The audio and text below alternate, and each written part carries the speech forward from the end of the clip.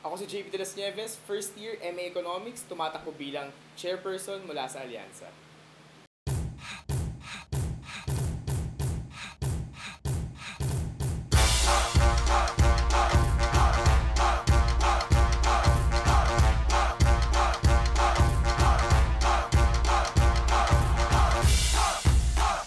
Para makamit yung tunay pang matagalang kapayapaan sa Mindanao, dalawa yung bagay natin kailangan pagtuunan ng pansin.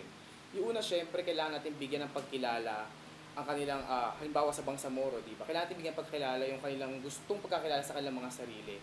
So, kailangan unang may pasa natin yung Bangsamoro Basic Law.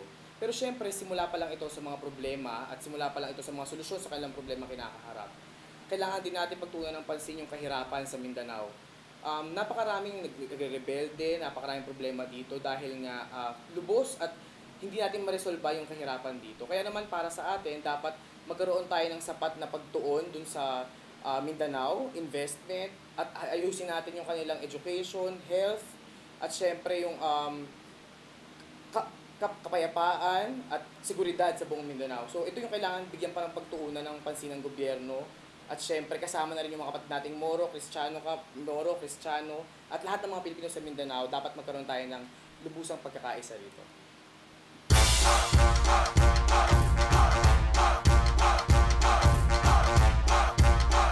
Itong nakaraang taon, bago pa siya maging socialized tuition system, nagpasa yung alyansa ng 14 na reforma.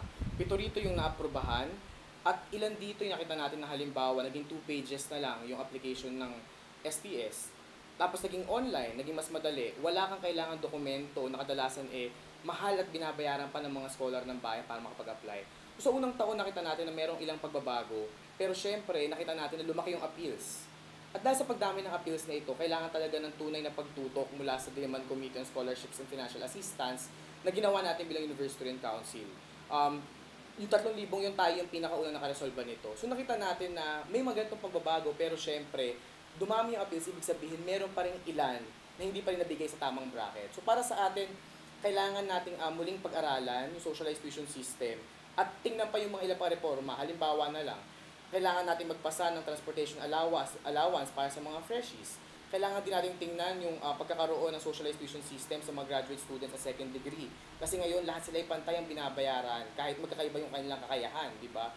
Siyempre, kadalasan, ang kailangan natin gawin dito maging bantayan natin, maging vigilant para siguraduhin natin walang scholar ng bayan yung hindi makakapag-aral dahil sa kakayahang pang-pinansyal.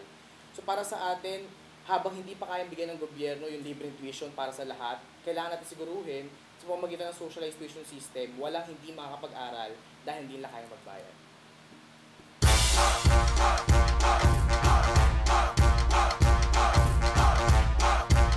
Ayan, siguro kung ihahadol ko sa kontrabida yung aking mga kalaban, si Zaira, siya si Dugong sa Marina. Kung bakit si Dugong sa Marina? Kasi nanggaling siya sa ilalim ng dagat, biglang umaangat, at ngayon tingnan natin kung paano natin matatapos yung laban na yan ni Dugong. Si Miko naman, kung tingnan natin sa Pangako Sa'yo,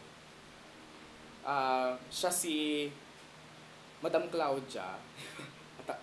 At yung laban namin ni Madam Claudia, medyo maiinit, medyo mabigat, ayaw natin ng violence, pero sana walang sampalan na mangyari.